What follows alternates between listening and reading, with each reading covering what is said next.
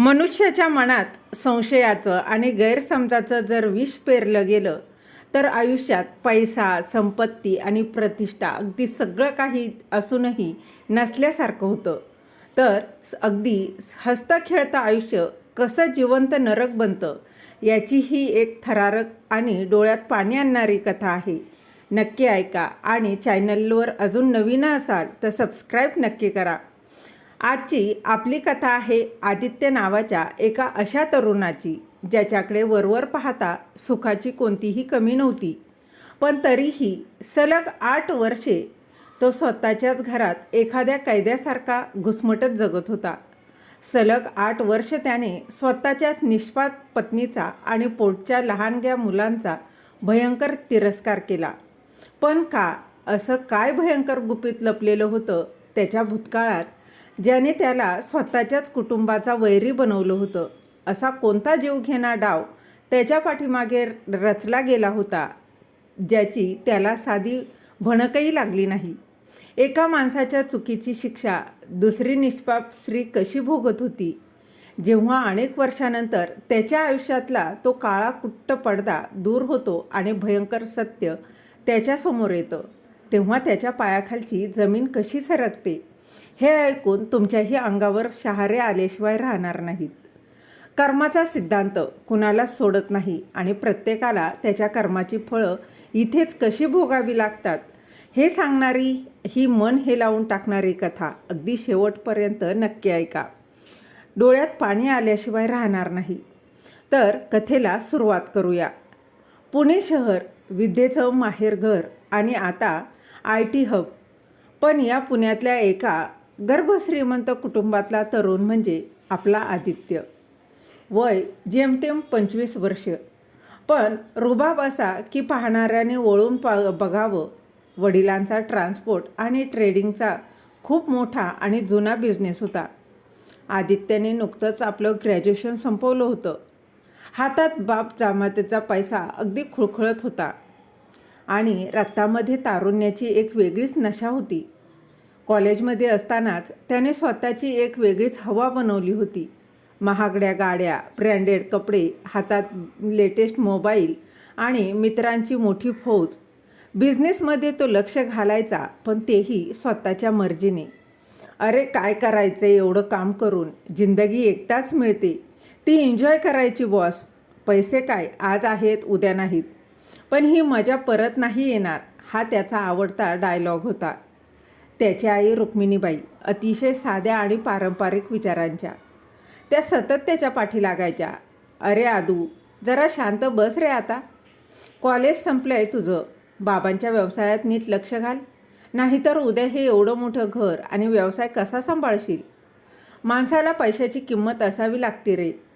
पण आदित्य आईच्या बोलण्याकडे एका कानाने ऐकायचा आणि दुसऱ्या कानाने सोडून द्यायचा. त्याच्यासाठी आयुष्य म्हणजे फक्त एक न संपणारी मोठी पार्टी होती. जुलैचा महिना सुरू झाला आणि पुण्यात पावसाची भरभर सुरू झाली. मातीचा तो पहिला सुगंध आणि रिमझिम पाऊस.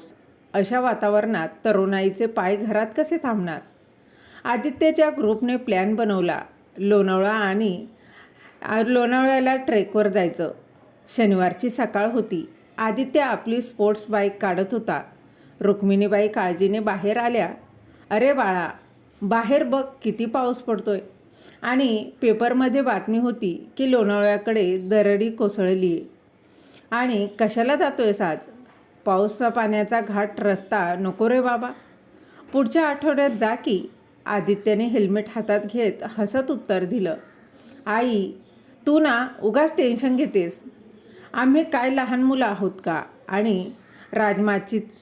आणि राजमाचीला आता पावसाळ्यात नाही जायचं तर मग काय उन्हाळ्यात जायचं का भाजून निघायला? तू मस्त कांदा भजी कर संध्याकाळी, मी आलोच परत. आईचं काहीही न ऐकता त्याने गाडीला किक मारली आणि तो भरधाव वेगाने लोणावळ्याच्या दिशेने निघून गेला. रुक्मिणीबाईंच्या डोळ्यात मात्र, त्यांच्या मनातही मात्र एक अनामिक धाकधूक दाटून आली होती. आणि लोणावळ्याला पोहोचल्यावर निसर्गाचं एक वेगळंच आणि रौद्र रूप पाहायला मिळत होतं. चौकडे पसरलेलं गडद हिरवळ, ढगांनी वेढलेले डोंगर, कड्यांवरून कोसळणारे पांढरे शुभ्र धबधबे आणि अंगाला झोंबणारा तो गार वारा. मित्रांसोबत मस्करी करत फोटो काढत आदित्य राजमाचीच्या दिशेने ट्रेकिंग करत होता. सततच्या पावसामुळे जमीन चांगलीच निसरडी झाली होती. गाईडने त्यांना एका विशिष्ट पॉईंटच्या पुढे जाण्यास सक्त मनाई केली होती. साहेब, पुढे रस्ता खूप खराब आहे आणि दरी खूप खोल आहे. तिथे शेवाळ साचले, चुकून पाय घसरला तर थेट मृत्यूच गाठेल. पण जवानीची नशा आणि पैशाचा माज माणसाला शहाणपणाचे शब्द ऐकू देत नाही. अरे, मला काय शिकवतोयस तू? मी आदित्य देसाई आहे. मला काही होत नसतं. चला रे पोरांनो, आपण तिकडे जाऊनच भारीतले सेल्फी काढूया. आदित्य मित्रांना घेऊन त्या निसरड्या आणि धोकादायक कड्याकडे गेला. पावसाची सततची ती धार चालूच होती. धुक्यामुळे पुढचं काही धड दिसतही नव्हतं. आदित्य एका मोठ्या शेवाळलेल्या दगडावर उभा राहून पोज देत होता. अरे, नीट काढ रे फोटो.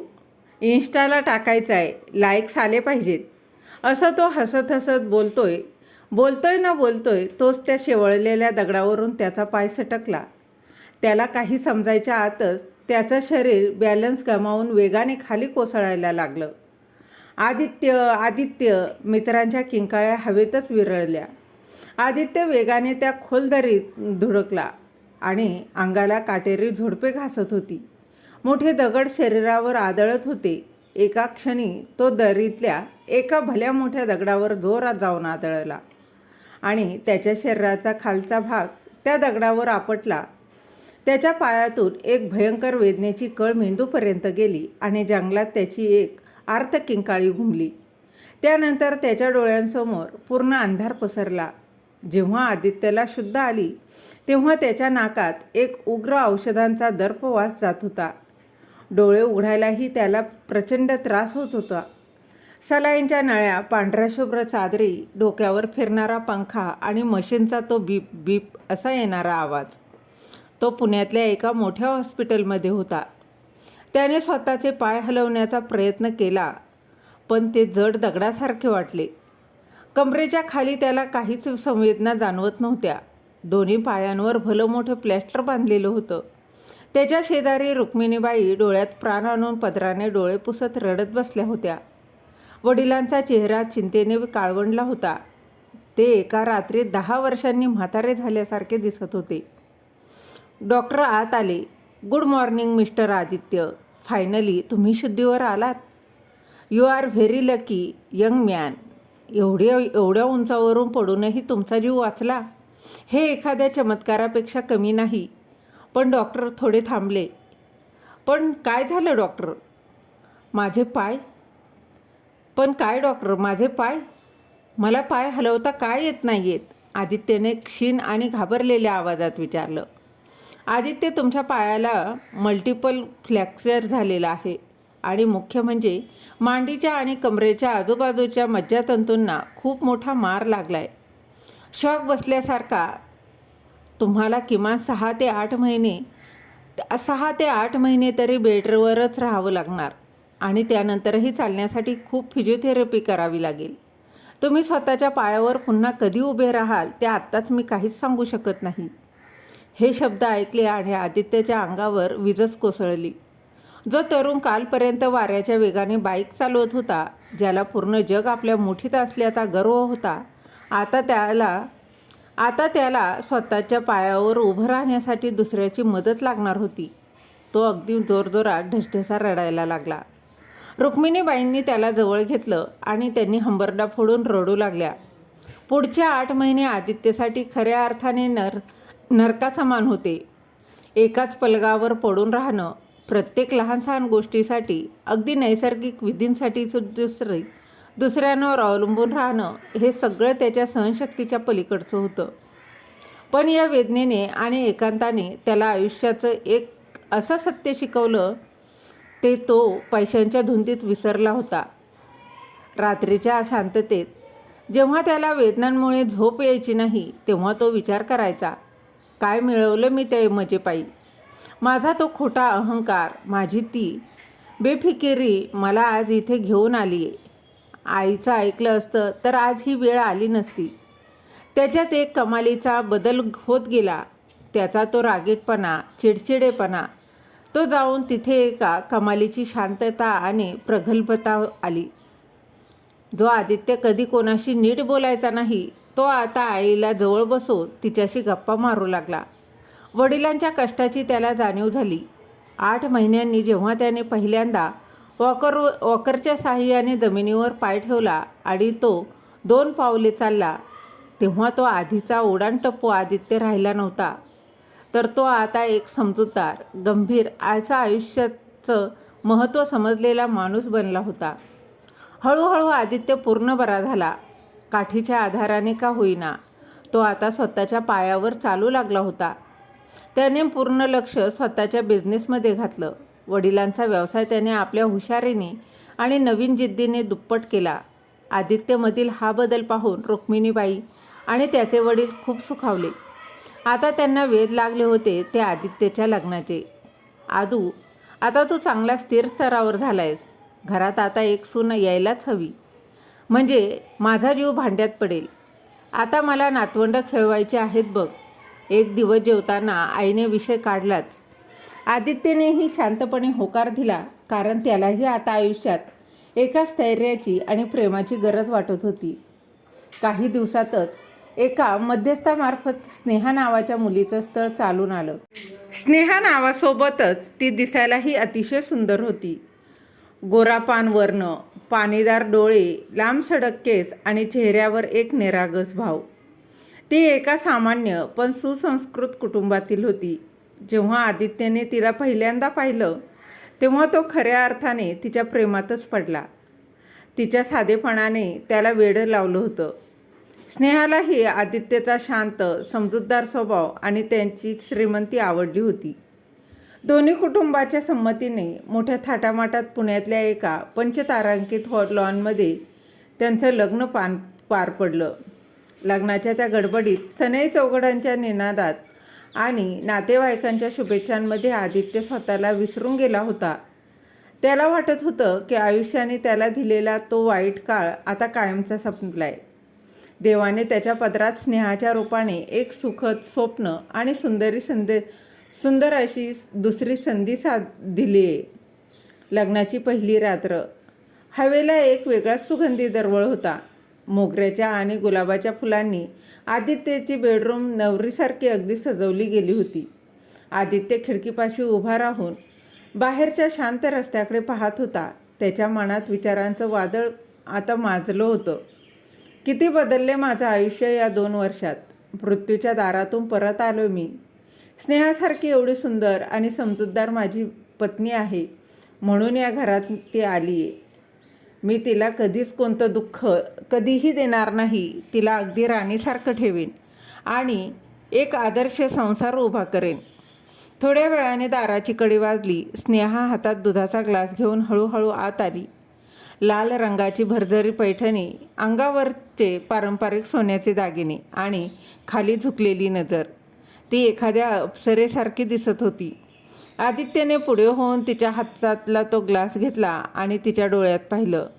त्या डोळ्यात त्याला त्याचा संपूर्ण भविष्यकाळ दिसत होता. एक सुंदर संसाराची स्वप्ने तो पाहणारा आदित्य त्या रात्री खूप सुखात होता. त्याला वाटत होतं की आता आयुष्यात सगळं काही सुरळीत होईल. फुलपाखरांसारखे रंगीबेरंगी दिवस येतील. कालचक्र वेगाने फिरत होतं. लग्नाच्या त्या पहिल्या रात्री पाहिलेली ती रंगीबेरंगी स्वप्न आणि मोगऱ्याचा तो दरवळ आता 2.5 वर्षाच्या वास्तवात बदलला होता. लोणावळ्याच्या त्या भीषण अपघातातून सावरलेला आदित्य आता एका अत्यंत परिपक्व आणि ध्येयवेडा तरुण उद्योजक झाला होता.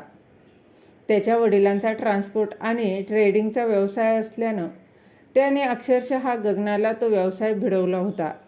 पुण्यातल्या स्वारगेटपासून ते थेट मुंबईच्या नावाशिवाय पोर्टपर्यंत देसाई ट्रान्सपोर्टच्या शेकडो गाड्या रात्रंदिवस धावत होत्या.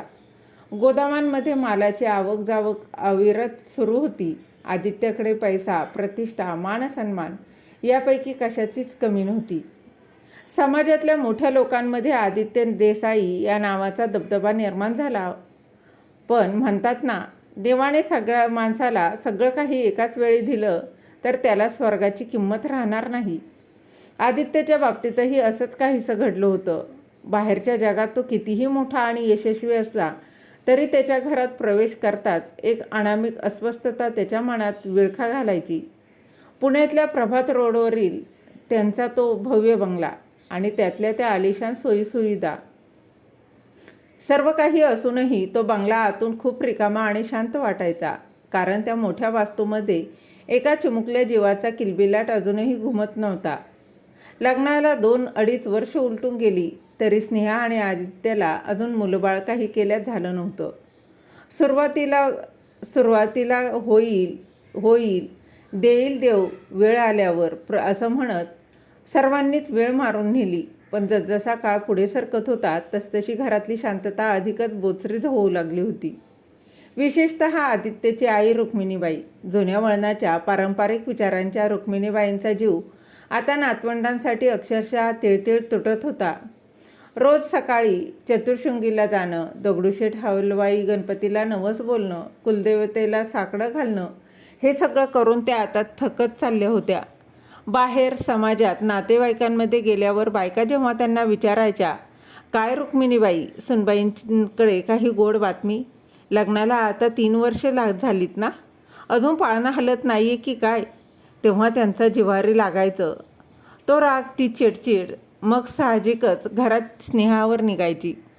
एके दिवशी सकाळची वेळ होती. आदित्य डायनिंग टेबलवर बसून पेपर वाचत होता आणि कॉफी पित होता. तेवढ्यातच स्नेहा हातात पोह्यांची प्लेट घेऊन बाहेर आली. तिचा चेहरा थोडा उतरलेला होता. रुक्मिणीबाई देवघरातून कापूर आरती करून त्या देखील बाहेर आल्या आणि त्यांनी स्नेहाकडे एक जळजळीत कटाक्ष टाकला. स्नेहा, आज शेजारच्या देशपांडे काकूंच्या सुनेचं डोहाळे जेवण आहे. मला जायचे तिथे. तू येणार आहेस का माझ्यासोबत? की तिथेही येऊन तोंड लपवून बसणार आहेस? रुक्मिणीबाईंनी शब्दांची धार काढायलाच अगदी सुरुवात केली. स्नेहाने मान खाली घातली आणि दबक्या आवाजात म्हणाली, आई, माझं डोकं खूप दुखतंय. तुम्हीच जाऊन या. डोकं दुखणारच ना. ज्या घरात सून येऊन 2.5 वर्ष झाली आणि अंगणात रांगणारं बाळ नाही, त्या घरातल्यांना दुसरं काय सुचणार? कालच पुतण्या आला होता गावातून. त्याच्या लग्नाला वर्षभर नाही झालं तर त्याच्या घरात दुसरा पाळणा हलण्याची बातमी आली. आणि आपल्या घरात नुसती पैशांचीच रास. पण तो पैसा काय छातीवर बांधून न्यायचा का वरती? वंशाचा दिवास नसेल तर एवढ्या मोठ्या प्रॉपर्टीला कोण वारसदार असणार आहे? रुक्मिणीबाईंचा आवाज आता चांगलाच वाढला होता. आदित्यला हे सगळं ऐकवतच नव्हतं. त्याने हातातील पेपर खाली आदळला. आई, काय लावलंय सकाळ सकाळ? होईल सगळं वेळेवर. देव देईल तेव्हा देईल. तू तिला कशाला एवढे टोमणे मारतीयस रोज? मी कुठे टोमणे मारते रे आदू? मी तर माझं दुःख सांगते. उद्या लोक नावं ठेवतील आपल्याला. घरात सून वांजोटी असली की लोकांचे टोमणे मला ऐकावे लागतात. माझे डोळे मिटायच्या आधी एकदा तरी या घराचा वारसदार बघू दे की रे मला बाबा. एवढीच इच्छा आहे माझी. पदराने डोळे पुसत रुक्मिणीबाई आतल्या खोलीत निघून गेल्या. वांजोटी हा शब्द स्नेहाच्या कानावर पडला आणि तिने लगेच डोळ्यात पाणी आणलं. ती धावतच बेडरूममध्ये गेली. आदित्यने एक दीर्घ श्वास सोडला. तो मानसिकरित्या खूप थकत चालला होता. एका बाजूला तिने जन्म दिला ती आई आणि जिच्या भावना त्याला समजत होत्या, आणि दुसऱ्या बाजूला त्याची पत्नी, जिच्यावर तो अगदी जीवापाड प्रेम करत होता. या दोघींच्या मधल्या या रोजच्या तमाशात आदित्यची घुसमट होत होती. पण तो कोणालाच काहीच बोलू शकत नव्हता. तो निमूटपणे उठला, लॅपटॉपची बॅग घेतली आणि थेट ऑफिसला निघून गेला.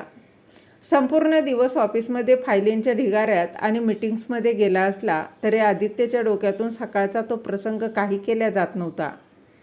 आईने असे शब्द वापरायला नको होते असा विचार करत तो रात्री उशिरा घरी परतला.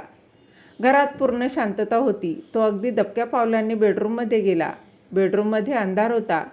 खिडकीतून येणाऱ्या चंद्राच्या प्रकाशात स्नेहा बेडच्या कोपऱ्यात गुडघ्यांमध्ये डोकं खुपसून बसली होती. आदित्यने हळूच लाईट लावली. स्नेहाचे डोळे लालबुंद झाले होते. तिने अगदी रडून रडून तिचा चेहरा सुजला होता. आदित्यने पटकन जाऊन तिला मिठीत घेतलं. स्नेहा, अगं काय हे? तू सकाळपासून अशीच रडतीयस का? प्लीज शांत हो. आईच्या बोलण्याकडे लक्ष देऊ नको. त्या जुन्या विचारांच्या आहेत. त्यांना नातवंडाची ओढ आहे म्हणून त्या रागात काहीही बोलून जातात. स्नेहाने आदित्यच्या छातीवर हात डोकं ठेवलं आणि ती हुंदके देत रडायला लागली. आदित्य, आईचं बरोबर आहे हो. मीच वांजोटे आहे. माझ्यातच काहीतरी कमी आहे. एखादी खोट असेल माझ्या शरीरात, म्हणूनच देवाने मला आई होण्याचं सुख दिलंच नाहीये. तिने तिचे अश्रू आदित्यच्या शर्टावर पुसले आणि हुंदका देत ती पुढे म्हणाली, मला वाटतं आपण वेगळंच झालेलं बरं. मी तुम्हाला ते सुख कधीच देऊ शकत नाहीये. तुम्ही मला माहेरी नेऊन सोडा. तुम्ही दुसरं लग्न करा. निदान एखाद्या चांगल्या मुलीकडून तरी तुम्हाला आणि आईंना या वंशाचा दिवा मिळेल. तिचे ते शब्द ऐकून आदित्यच्या काळजात चर्र झालं. त्याला स्वतःच्या अपघाताचा काळ आठवला, जेव्हा तो अपाहिज होऊन बेडवर पडून होता आणि स्वतःला कुचकामी समजत होता. आज त्याची स्नेहा तशीच स्वतःला दोष देत होती. त्याला तिची प्रचंड कीव आली. तो तिला अगदी घट्ट मिठीत घेत म्हणाला, स्नेहा, वेड लागले का तुला? असं पुन्हा कधीही बोलायचं नाहीस माझ्यासमोर. दुसरं लग्न? मूर्ख आहेस का तू? अरे, मूल होणं न होणं हे आपल्या हातात आहे का? तो निसर्गाचा नियम आहे आणि जरी मूल नाही झालं तरी आपण दत्तक घेऊ. पण तू मला सोडून जाण्याची भाषा कधीच करायची नाहीस. स्नेहाने रडक्या आवाजात अगदी शिताफीने पुढचा डाव टाकला. नाही आदित्य, आपण असा अंधारात नाही राहू शकत. मला माहीत आहे माझ्यातच काहीतरी प्रॉब्लेम आहे. माझ्या मैत्रिणीने मला एका खूप मोठ्या डॉक्टरांचा पत्ता दिला आहे. आपण उद्याच्या उद्या तिथे जाऊ. मी माझ्या सगळ्या टेस्ट करून घेते, म्हणजे एकदाचं सत्य समोर येईल. ठीक आहे, तू म्हणतेस तसं करू. आपण उद्याच पुण्यातल्या त्या मोठ्या डॉक्टरांकडे जाऊ. सगळ्या टेस्ट करून घेऊ. पण तू स्वतःला असा त्रास करून घेणं आधी बंद कर बरं. आदित्यने तिच्या पाठीवरून हात फिरवत तिला अगदी शांत केलं. आदित्यच्या कुशीत शिरून झोपी जाण्याचं नाटक करणारी स्नेहा अंधारात आपले डोळे उघडे ठेवून होती. तिच्या ओठांवर एक अत्यंत पुसटशी कपटी हास्यरेखा उमटून गेली होती. तिचे बनावट अश्रू केव्हाच वाळून गेले होते. आदित्यने तिला डॉक्टरांकडे घेऊन जाण्यासाठी होकार दिला होता आणि तिची खेळी अगदी बरोबर तिच्या मनासारखीच यशस्वी होत चालली होती. दुसऱ्या दिवशी सकाळ नेहमीप्रमाणेसारखीच उगवली पण आदित्यच्या मनात मात्र एक अनामिक धाकधूक होतीच. रात्री स्नेहाने घातलेल्या भावनिक साधानंतर त्याने ठरवलं होतं की आजचं डॉक्टरांकडे जायचंच. स्नेहाने सकाळी उठल्यावर अतिशय शिफातीने एका क्लिनिकचा पत्ता आदित्यला दिला. आदित्य, माझी एक जुनी मैत्रीण आहे. तिच्या ओळखीचे हे डॉक्टर आहेत. डॉक्टर समीर खूप मोठे आणि प्रसिद्ध स्पेशालिस्ट आहेत पुण्यातले. आपण तिथेच जाऊया. आदित्यने मुकाट्याने होकार दिला. त्याला फक्त स्नेहाच्या मनावरचं ओझं हलकं करायचं होतं आणि आईचे टोमणे कायमचे थांबवायचे होते. सकाळच्या ट्रॅफिकमधून वाट काढत आदित्यची गाडी डॉक्टर समीर यांच्या आलिशान क्लिनिक बाहेर येऊन थांबली. क्लिनिकमध्ये एसीचा तो थंडगार गारवा आणि औषधांचा तो विशिष्ट उग्रवास पसरला होता. स्नेहा आत गेल्यावर थोडी शांत आणि सावरून बसल्यासारखी वाटत होती. रिसेप्शनिस्टने नाव पुकारल्यावर केबिनचा दरवाजा उघडला आणि ते दोघे आत गेले. डॉक्टर समीर दिसायला अगदी रुबाबदार, डोळ्यांवर महागडा चष्मा आणि चेहऱ्यावर एक कमालीची शांतता. त्याने स्नेहाकडे एक अतिशय पुसटशी, इतरांना न समजणारी नजर टाकली आणि नंतर आदित्यकडे वळून हसून हस्तांदोलन केलं. हॅलो मिस्टर आदित्य, बसा, बोला, काय प्रॉब्लेम आहे? आदित्यने थोड्या संकोचपणानेच पण मनमोकळेपणाने सगळी परिस्थिती सांगितली. लग्नाला आता 2.5 वर्ष झालीत. घरातली अस्वस्थता आणि स्नेहाची स्वतःबद्दलची भीती हे सगळं त्याने डॉक्टरांसमोर मांडलं. डॉक्टर समीरने सगळं शांतपणे ऐकून घेतलं आणि हातातील पेनही टेबलावर टॅप करत अत्यंत गंभीर आणि व्यावसायिक आवाजात म्हणाला, हे बघा आदित्य, आजकालच्या या धकाधकीच्या जीवनात हे सगळं कॉमन आहे. पण एक गोष्ट मी नेहमी सांगतो, जेव्हा मूल होत नाही तेव्हा समाजात फक्त स्त्रीला दोष दिला जातो. पण वैद्यकीयदृष्ट्या फक्त स्त्रीची तपासणी करून चालत नाही. नवरा आणि बायको दोघांच्याही टेस्ट होणं तितकंच गरजेचं असतं. आपण आज दोघांचेही सॅम्पल्स घेऊया. परवापर्यंत सगळे रिपोर्ट येतील. मग आपण ठरवू की नक्की प्रॉब्लेम कुठे आहे आणि काय ट्रीटमेंट द्यायची. आदित्यने क्षणाचाही विचार न करता लगेच होकार दिला. काही प्रॉब्लेम नाही डॉक्टर, तुम्ही करा सगळ्या टेस्ट.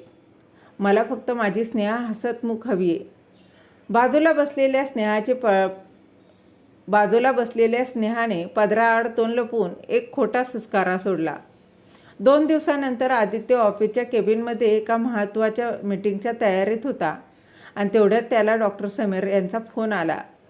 आदित्य, तुमचे आणि मिसेसचे रिपोर्ट आले आहेत. तुम्ही एकदा एकटेच क्लिनिकला येऊन जाऊ शकाल का? मला तुमच्याशी थोडं डिटेलमध्ये बोलायचं आहे. आदित्यच्या काळजात धस्स झालं. एकट्याला का बोलायचं असेल? का त्यांनी मला बोलवलं असेल? स्नेहाच्या रिपोर्टमध्ये काही भयंकर तर नसेल ना? तिला काही गंभीर आजार तर नसेल ना? याच भीतीने त्याच्या अंगावर अगदी काटा उभा राहिला. त्याने घाईघाईने लॅपटॉप बंद केला आणि गाडी थेट क्लिनिककडे वळवली. तो केबिनमध्ये गेला. डॉक्टर समीर चेहऱ्यावर अत्यंत गंभीर भाव घेऊन बसला होता. टेबलावर 2 फाईल्स होत्या. बसा आदित्य. डॉक्टरांनी पाण्याचा ग्लास त्याच्याकडे सरकवला. डॉक्टर, स्नेहा ठीक आहे ना? तिच्याच रिपोर्टमध्ये काय आलंय का? काही मेजर प्रॉब्लेम आहे का? आदित्यने एका दमात घाबरूनच विचारलं. डॉक्टर समीरने स्नेहाची फाईल बाजूला काढली आणि आदित्यच्या डोळ्यात थेट बघत म्हणाला, स्नेहाचे रिपोर्ट्स एकदम नॉर्मल आहेत आदित्य. शी इज ॲब्सोल्युटली फाईन. तिला आई होण्यात कसलीही अडचण नाही आहे. आदित्यच्या जीवात जीव आला. त्याने सुटकेचा निश्वास सोडला आणि चेहऱ्यावर हसू आणत म्हणाला, थँक गॉड. म्हणजे ती उगीच स्वतःला दोष देत होती. मग डॉक्टर, नक्की प्रॉब्लेम तरी काय आहे? आपण काही औषधं सुरू करायची का? डॉक्टर समीरने दुसरी फाईल उघडली. ती आदित्यची होती. केबिनमध्ये अचानक एक भयंकर शांतता पसरली. आदित्य, प्रॉब्लेम स्नेहामध्ये नाही आहे, प्रॉब्लेम तुमच्यात आहे. हे वाक्य ऐकताच आदित्यच्या चेहऱ्यावरचे भावच गोठले. त्याच्या कानांवर त्याला विश्वास बसेना. माझ्यात? म्हणजे काय म्हणायचे तुम्हाला डॉक्टर? डॉक्टरांनी डोळ्यावरचा चष्मा काढला आणि पुढे झुकून अतिशय थंड पण अंगावर काटा आणणाऱ्या आवाजात सांगायला सुरुवात केली. आदित्य, तुमच्या मेडिकल हिस्ट्रीमध्ये तुम्ही एका मोठ्या ॲक्सिडेंटचा उल्लेख केला आहे. काही वर्षापूर्वी लोणावळ्याला दरीत पडला होतात तुम्ही, बरोबर ना? आदित्यने यंत्रासारखी मान डोलावली. त्याचा घसा सुकायला लागला होता. त्या अपघातात तुमच्या कमरेच्या खालच्या भागाला जो भयंकर मार लागला होता त्याने तुमची हाडं तर जुळली आदित्य, पण तुमच्या प्रायव्हेट नर्वस कायमचा डॅमेज झाला आहे. आजवर तुम्हाला याचा त्रास जाणवला नाही कारण तुमचं रुटीन नॉर्मल होतं. पण तुमचे टेस्ट रिझल्ट सांगतायत की तुमच्यात काउंट पूर्णपणे 0 आहे आणि तो वाढण्याची कोणतीही म्हणजे अगदी 1% शक्यता नाही आहे. डॉक्टर 1 सेकंद थांबले आणि त्यांनी तो शेवटचा खिळा आदित्यच्या मर्मावर ठोकला. I am very sorry Aditya, पण वैद्यकीय सत्य हेच आहे की तुम्ही आता या जन्मात कधीच बाप बनू शकणार नाही. कधीच बाप बनू शकणार नाही हे शब्द आदित्यच्या कानावर एखाद्या बॉम्बसारखे फुटले. त्याच्या डोक्याला एकदम मुंग्या आल्या. आजूबाजूची हवा जणू अचानक गायबच झाली आणि त्याला श्वास घेता येईनासा झाला. तो त्या खुर्चीवरच निर्जीव पुतळ्यासारखा थिजून गेला. डॉक्टर, तुम्ही काय बोलता हे? असं कसं होईल? अहो, मी एकदम ठणठणीत आहे. तुम्ही मला बघताय ना. अहो, माझा बिझनेस, माझं सगळं नॉर्मल आहे. तुम्ही परत एकदा मला चेक करा ना प्लीज डॉक्टर. कुठेतरी काहीतरी चूक झाली असेल. माणसाकडून चुका होतात ना डॉक्टर.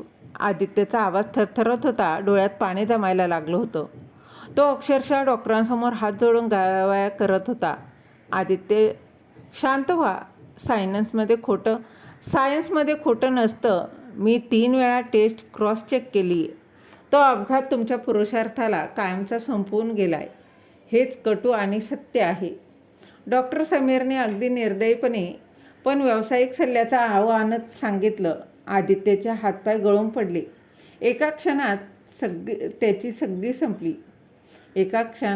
सगळी संपत्ती, त्याचा तो रुबाब, तो जणू मातीत मिसळून गेला. एक पुरुष म्हणून असलेल्या त्याच्या अस्तित्वाचे डॉक्टरांच्या त्या एका वाक्याने अक्षरशः तुकडे तुकडे केले. तो आतून पूर्णपणे कोसळला. हे रिपोर्ट स्नेहाला सांगायचेत का मी? तिला बोलावून का? त्याला बोलावू का? डॉक्टरांनी विचारलं. नाही. आदित्य जवळजवळ ओरडलाच. नाही डॉक्टर, तिला काहीही सांगू नका. माझी आई मरेल हो हे ऐकून. मी बघेन काय करायचं ते. आदित्यने थरथरत्या हातांनी ती फाईल हातात घेतली. ती फाईल त्याला एखाद्या जळत्या निखाऱ्यासारखी वाटत होती. तो क्लिनिकमधून बाहेर पडला, पण त्याचे पाय जमिनीवर नव्हते. तो कसा तरी चालत गाडीपर्यंत पोहोचला. गाडीत बसल्यावर त्याने दरवाजा लॉक केले आणि स्टेअरिंगवर डोकं ठेवून असा काही हंबरडा फोडला जो आजवर त्याने आयुष्यात कधीच फोडला नव्हता. त्या बंद गाडीत तो एखाद्या लहान मुलासारखा ओक्सामोक्शी रडत होता. अरे देवा, हे काय केलंस तू माझ्यासोबत? त्यापेक्षा मला त्या दरीतच का नाही मारून टाकलंस? हा असा अर्धवट कुचकामी पुरुष म्हणून जगण्यापेक्षा मरण आलेलं परवडलं असतं मला.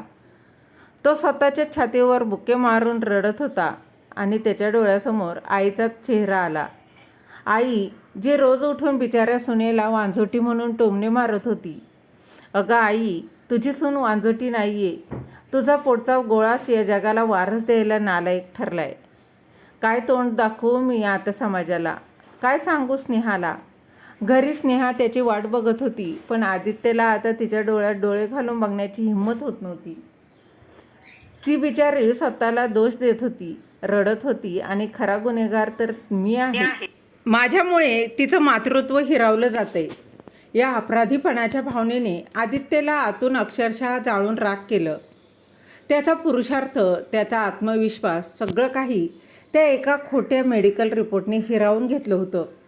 पण बिचाऱ्या आदित्यला कुठे माहीत होतं की हा रिपोर्ट म्हणजे स्नेहा आणि त्या डॉक्टरने रचलेला एक भयंकर कट होता.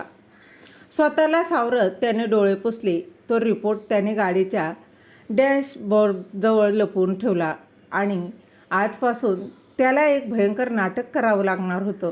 स्वतःच्या कमकुवतपणाचं ओझं छातीवर बाळगून जगासमोर हसण्याचं नाटक, जे त्याच्या जीवावर उठणार होतं. गाडी चालू असताना त्याचे हात अजूनही थरथरत होते आणि डोळ्यातून अश्रूंच्या धारा काही केल्या थांबत नव्हत्या. डॅशबोर्डमध्ये तो खोटा रिपोर्ट लपवून जेव्हा आदित्य घरी पोहोचला, तेव्हा तो आतून अगदी पूर्णपणे उद्ध्वस्त झाला होता. त्याच्या पायात त्राण उरला नव्हता. घरात पाऊल ठेवताच देवघरातून येणारा अगरबत्तीचा वास आणि रुक्मिणीबाईंची चालू असलेली बडबड त्याच्या कानावर पडली. अगं, नुसते देव्हाऱ्यात दिवे लावून आणि उपवास करून काय उपयोग? ज्या घरात खेळायला तान्हुलं नाही, त्या घराला स्मशानाची अवकळा येते. माझ्या मैत्रिणींच्या सुना आता दुसरी बाळंतपणं करतायत आणि इथे पहिलीचंच मारामार. रुक्मिणीबाईंचे हे शब्द दररोजचेच होते, पण आज ते आदित्यच्या काळजाला जिवंत डागण्यात देत होते. आणि कारण आज त्याला सत्य माहीत होतं. आजवर तो स्नेहाची बाजू घेत होता, पण आता त्याला कळून चुकलं होतं की यात स्नेहाचा कोणताच दोष नाही. दोष त्याच्या स्वतःच्या रक्तात, त्याच्या पुरुषार्थात आहे. पुढचे काही महिने आदित्यसाठी एखाद्या जिवंत नरकासारखे गेले. त्याने स्नेहापासून स्वतःला पूर्णपणे तोडून घेतलं. तो तिच्याशी नीट बोलेनासा झाला. रात्री उशिरापर्यंत ऑफिसमध्येच बसून राहायचा आणि घरी आला तरी सोफ्यावरच झोपायचा. स्नेहाने या परिस्थितीचा पुरेपूर फायदा उचलला. तिने आदित्यसमोर रडण्याचं आणि सासूबाईंचे टोमणे निमूटपणे ऐकून घेण्याचं नाटक अधिकच रंगवलं. बिचारा आदित्य. स्नेहाचे ते खोटे अश्रू पाहून त्याला स्वतःचीच शिसारी यायची. माझ्यासारख्या एका अपूर्ण आणि कुचकामी माणसामुळे या निष्पाप मुलीचं आयुष्य बर्बाद होतंय. तिला आई व्हायचंय, पण माझ्यामुळे ती कधीच आई बनू शकणार नाही आणि समाजाचे टोमणे मात्र तिला खावे लागतायत. या अपराधी भावनेतून तो आतून पोखरला गेला आणि अखेर एक दिवस आदित्यने एक अत्यंत कठोर निर्णय घेतला. त्याने स्नेहाला घटस्फोट देण्याचं ठरवलं. स्नेहा, आपण वेगळंच झालेलं बरं. एका रात्री अत्यंत जड अंतकरणाने आदित्यने तिला सांगितलं. स्नेहाने आश्चर्याचा आणि दुःखाचा देखावा करत टाहू फुडला. का आदित्य, काय चूक झाली आहे माझी? मी नाही राहू शकत तुमच्या विना. नका ना मला असं सोडून जाऊ.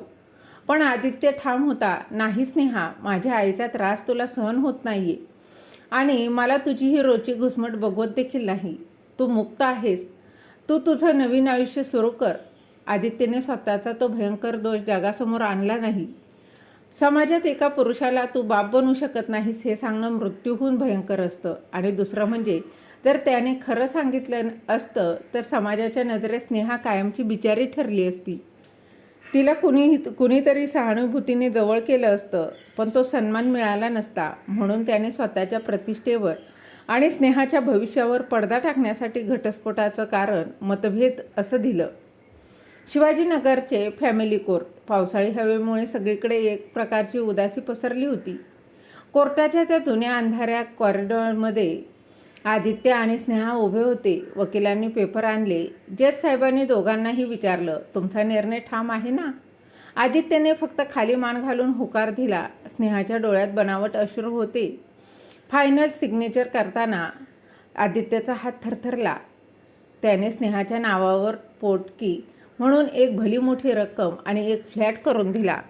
त्याला वाटत होतं की त्याने स्नेहाच्या मातृत्वाचा अधिकार हिरावलाय. त्याची ही छोटीशी भरपाई. कोर्टाचा तो ठक असा शिक्का कागदावर उमटला आणि एका 2.5 वर्षाच्या संसाराचा कागदोपत्री अंत झाला. कोर्टाच्या पायऱ्या उतरताना स्नेहाने वळूनही पाहिलं नाही. ती निघून गेली. आपल्या खऱ्या प्रियकराकडे जायला ती मोकळी झाली. पण मागे राहिला तो आदित्य, एकाकी, रिकामा आणि आतून पूर्णपणे मेलेला. घटस्फोटानंतर घर एकदम खायला उठलं. रुक्मिणीबाईंनाही थोडं वाईट वाटलं, पण त्यांच्या मनात एक नवीन आशा अशी पल्लवित झाली होती. बरं झालं गेली ती वांझोटी. आता मी माझ्या आदूचं दुसरं लग्न लावून देईन, एखाद्या गुणी आणि सुदृढ मुलीशी, जी माझ्या घराला वारस देईल. 6 महिने उलटून गेले. आदित्य स्वतःला बिझनेसमध्ये बुडून घेत होता, पण नियतीचा खेळ काही अजून संपला नव्हता. एके दिवशी रुक्मिणीबाईंच्या मोबाईलवर एक अनपेक्षित फोन आला. तो फोन स्नेहाचा होता. रुक्मिणीबाई आधी चिडल्या, पण स्नेहाने अत्यंत गोड आवाजात आणि रडत रडत त्यांना जाळ्यात ओढलं. आई, मी तुमच्या घराचा वारस देऊ शकले नाही, याचं मला जन्मभर दुःख राहील. पण आदित्यला असं एकटं बघून मला खूप त्रास होतोय. मी तुमच्यासाठी एक स्थळ सुचवू का? माझ्या दूरच्या मावशीची मुलगी आहे अपूर्वा. नुकतीच 21व्या वर्षात पदार्पण केली आहे. अगदी साधी, गावाकडची, संस्कारी मुलगी आहे. ती तुमच्या घराचं नक्कीच गोकुळ करेल. स्नेहाचा हा डाव अत्यंत भयंकर होता. आदित्य कधीच बाप बनू शकणार नाही हे तिला चांगलंच माहीत होतं. त्यामुळे अपूर्वासारख्या एका निष्पाप मुलीला आदित्यच्या गळ्यात बांधून आदित्यची आणि त्याच्या आईची अजून मोठी फजिती आणि तडफड बघण्याची तिची ती कपटी खेळी होती. रुक्मिणीबाई त्या जाळ्यात अलगद अडकल्या. त्यांनी अपूर्वाला पाहिलं आणि त्यांना ती मुलगी लगेच पसंत पडली. अपूर्वा खरोखरच एखाद्या ताज्या पारिजातकाच्या फुलासारखी निष्पाप आणि सुंदर होती. साधी राहणी, चेहऱ्यावर एक निरागस तेज. जेव्हा रुक्मिणीबाईंनी आदित्यसमोर हा प्रस्ताव ठेवला तेव्हा आदित्यने कडाडून विरोध केला. नाही आई, मला दुसरं लग्न करायचंच नाहीये. मी नाही करू शकत कोणाशीही लग्न. त्याच्या मनात विचार होता की मी अपूर्ण आहे, तर मी दुसऱ्या एका निष्पाप मुलीचं आयुष्य का बरबाद करू? पण आईने हट्टच धरला. तिने जेवण सोडलं. रडून रडून घर अगदी डोक्यावर घेतलं. माझा शेवटचा श्वास बघायचा असेल तर नाही म्हण. नाहीच म्हण आदू. मला वंशाचा दिवा हवा आहे. मला मरण शांततेने येऊ दे रे बाबा. आईच्या त्या भावनिक ब्लॅकमेलसमोर आदित्य हतबल झाला. त्याने स्वतःच्या नशिबाला दोष देत मान खाली घातली आणि जड अंतकरणाने अपूर्वाशी लग्न करायला होकार दिला. पुण्यातील एका छोट्याशा मंदिरात मोजक्याच नातेवाईकांच्या उपस्थितीत आदित्य आणि अपूर्वाचं लग्न अगदी थाटामाटात पार पडलं. अपूर्वाच्या डोळ्यात एका श्रीमंत आणि चांगल्या घरात पडल्याचा आनंद होता, तर आदित्यच्या डोळ्यात एका भयंकर अपराधीपणाची छटा होती. अपूर्वाचा गृहप्रवेश दारात धान्याचं माप ठेवलं होतं. अपूर्वाने लाल रंगाची भरजरी नऊवारी साडी नेसली. नाकात नथ, कपाळावर चंद्रकोर, हिरवा चुडा आणि पायातल्या पैंजणाचा तो छुमछुम आवाज. रुक्मिणीबाईंनी तिची आरती केली. ये पोरी, उजवं पाऊल पुढे टाकून माप ओलांड आणि लक्ष्मीसारखी घरात ये. या घराला आता तुझ्याच कुशीत वारस मिळू दे. रुक्मिणीबाईंच्या या शब्दांवर अपूर्वा लाजली, पण आदित्यच्या अंगावर मात्र काटा आला. अपूर्वाने हळूच पायाच्या अंगठ्याने धान्याचं माप ढकललं आणि तांदूळ उंबरठ्याच्या आत सांडले आणि तिने घरात पहिलं पाऊल टाकलं. तिच्या पायांच्या ठशांवरून चालताना आदित्यला असं वाटत होतं जणू तो एका कोवळ्या मुलीला फसवून तिच्या आयुष्याची राख रांगोळी करायला घेऊन आलाय. त्या रात्री सजलेल्या बेडरूममध्ये अपूर्वा एका नव्या नवलाईने नव्या संसाराच्या स्वप्नांची डोळे मिटून अगदी आनंदाने वाट पाहत होती. ते देखील आदित्यची वाट पाहत बसली होती. पण आदित्य खिडकीबाहेर शून्यात नजर लावून उभा होता. त्याच्या मनात एकच विचार सुरू होता, ही निष्पाप मुलगी एका अशा घरात आली आहे जिथे तिला प्रेमाचा बहर कधीच मिळणार नाही. मी एक वाळवंट आहे आणि ही बिचारी एका वाळवंटात पावसाची अपेक्षा घेऊन आली आहे. पण आदित्यला कुठे माहीत होतं की या वाळवंटात असा काही पाऊस पडणार होता जो त्याच्या संशयाच्या आणि रागाच्या वणव्याला अधिकच भडकावून देणार होता. घरात अपूर्वाच्या रूपाने साक्षात लक्ष्मी चालून आली होती. तिचं ते साधं सोजवळ रूप, बोलण्यातही आपुलकी आणि मोठ्यांचा आदर करण्याची तिची पद्धत, यामुळे अवघ्या काही दिवसातच तिने रुक्मिणीबाईंचं मन अगदी जिंकून घेतलं होतं. घरातल्या कामात ती एखाद्या सुगरणीसारखी राबायची. सकाळी लवकर उठून सडा रांगोळी करण्यापासून ते रात्री आदित्यची वाट बघत जागी राहण्यापर्यंत तिने स्वतःला या संसारात पूर्णपणे झोकून दिलं होतं. पण या सगळ्या बदल्यात तिला आदित्यकडून काय मिळत होतं? फक्त एक कोरडेपणा आणि दुरावा. आदित्य तिच्याशी कधीच मनमोकळा बोलत नसे. ऑफिसमधून आल्यावर तो लॅपटॉपमध्ये डोकं खूप बसायचा. अपूर्वाने प्रेमाने चहा किंवा जेवणाचं ताट आणून दिलं तरी तो तिच्याकडे नजर वर करूनही पाहत नसायचा. रात्री बेडरूममध्ये तो पाठी मारून झोपायचा. अपूर्वा अगदीच लहान होती, जेमतेम 21 वर्षाची. तिला वाटायचं की पहिल्या पत्नीशी घटस्फोट झाल्यामुळे आदित्य अजूनही त्या धक्क्यातून सावरला नसेल किंवा बिझनेसचं खूप मोठं टेन्शन असेल. हळूहळू सगळं काही ठीक होईल.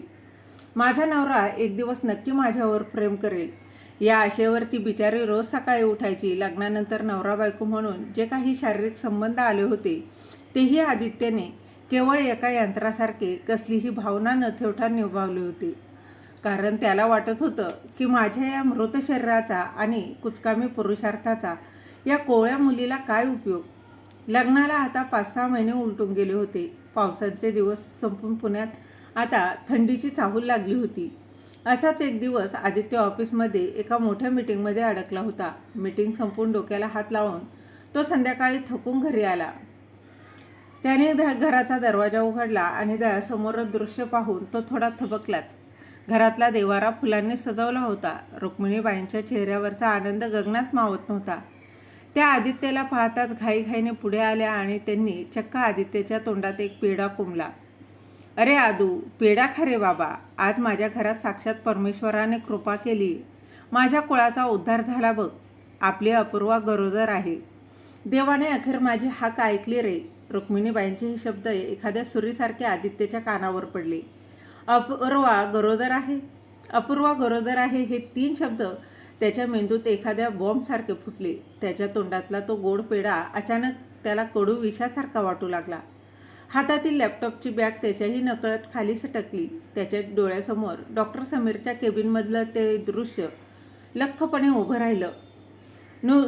तुमच्या नसा कायमच्या डॅमेज झाल्या आहेत. तुमच्यात स्पर्म काउंट पूर्णपणे 0 आहे. तुम्ही आता या जन्मात कधीच बाप बनू शकणार नाही. डॉक्टरचे ते थंड आणि निर्दयी शब्द त्याच्या कानात घुमू लागले. जर तो बाप बनूच शकत नाही, जर वैद्यकीय विज्ञानाने त्याला कुचकामी ठरवलं होतं, तर मग अपूर्वाच्या पोटात वाढणारं हे बाळ कोणाचं आहे? हा एकच विचार त्याच्या डोक्यात सापासारखा सळसळू लागला. त्याच्या पायाखालची जमीन अगदी अक्षरशः सरकली. श्वास जड झाला. त्याने हळूच नजर वर केली. समोर अपूर्वा उभी होती. अंगावर एक साधीशी निळी साडी, चेहऱ्यावर एक गोड लाजरा भाव आणि कपाळावर आलेला घामाचा बिंदू. एका नव्या मातृत्वाची चाहूल तिच्या चेहऱ्यावर अगदी स्पष्ट दिसत होती. पण आज आदित्यला त्या चेहऱ्यात निरागसता दिसली नाही. त्या क्षणी आदित्यच्या नजरेत अपूर्वा ही जगातील सर्वात कपटी, चारित्र्यहीन आणि खोटारडी स्त्री ठरली. माझ्या पाठीमागे हिचे कोणाशी तरी संबंध आहेत. लग्नाआधीपासूनच हिचं गावात कुणाशी तरी सूत जुळलं असावं आणि हे पाप लपवण्यासाठीच हिने माझ्यासारख्या श्रीमंत मुलाशी लग्न केलं असेल. किती निर्लज्जपणे ही माझ्या घरात दुसऱ्याचं पाप वाढवतीये. आदित्यच्या मनात संशयाचं आणि रागाचं एक भयंकर वादळ उठलं. त्याला वाटलं की आत्ताच्या आत्ता या मुलीची मानगुटी पकडावी आणि तिला घरातून हाकलून द्यावं, पण तो काहीच करू शकत नव्हता. तो अक्षरशः हतबल झाला होता. जर त्याने अपूर्वाच्या चारित्र्यावर आरोप केला असता, हे माझं मूल नाही असं ओरडून सांगितलं जरी असतं, तर पुढचा प्रश्न आलाच असता, का हे तुझं मूल असू शकत नाही? आणि मग त्याला स्वतःचा तो नपुसकत्वाचा खोटा रिपोर्ट, स्वतःचा अपूर्ण पुरुषार्थ हा जगासमोर आणावा लागला असता. समाजाची इज्जत, आईची होणारी अवस्था आणि आपला खोटा माज या सगळ्यांच्या ओझ्याखाली आदित्यने ओठ घट्ट दाबून धरले. एका खोट्या प्रतिष्ठेपायी त्याने तो अपमान आपल्या आत गिळून घेतला. काय रे, असा पुतळ्यासारखा काय उभा राहिलास? आनंद नाही झाला का तुला? आईने आदित्यला विचारलं. हो, खूप आनंद झाला आई. मी फ्रेश होऊन येतो, असं अत्यंत कोरडेपणाने म्हणत आदित्य तडतड पावले टाकत बेडरूममध्ये निघून गेला आणि त्याने आतून दरवाजा लावून घेतला. त्या रात्री आदित्य जेवायलाही बाहेर आला नाही. त्या दिवसापासून आदित्य अगदी पूर्णपणे बदलला. त्याच्यातल्या त्या संशयाच्या भूताने त्याच्या विचार करण्याची ताकदच हिरावून घेतली होती. तो अपूर्वाशी अक्षरशः एखाद्या जनावरासारखा वागू लागला. ती जवळ आली की तो किळस आल्यासारखा दूर सरकायचा. माझ्याजवळ यायचा प्रयत्न करू नकोस, मला तुझा स्पर्शही सहन होत नाही, असं तो तिला डोळे वाटारून अगदी सांगायचा. अपूर्वा बिचारू गोंधळून गेली. गरोदरपणात एका स्त्रीला आपल्या नवऱ्याच्या आधाराची, त्याच्या प्रेमाची आणि लाडाची सर्वात जास्त गरज असते. पण इथे लाड तर दूरच, तिला आदित्यचा फक्त तिरस्कार आणि शिव्या मिळत होत्या. एके दिवशी रात्री अपूर्वा आदित्यसाठी गरम दुधाचा ग्लास घेऊन बेडरूममध्ये आली. आदित्य लॅपटॉपवर काम करत होता. तिने घाबरत दुधाचा ग्लास टेबलावर ठेवला आणि थरथरत्या आवाजात विचारलं, अहो, तुमची काही चूक झाली आहे का माझ्याकडून?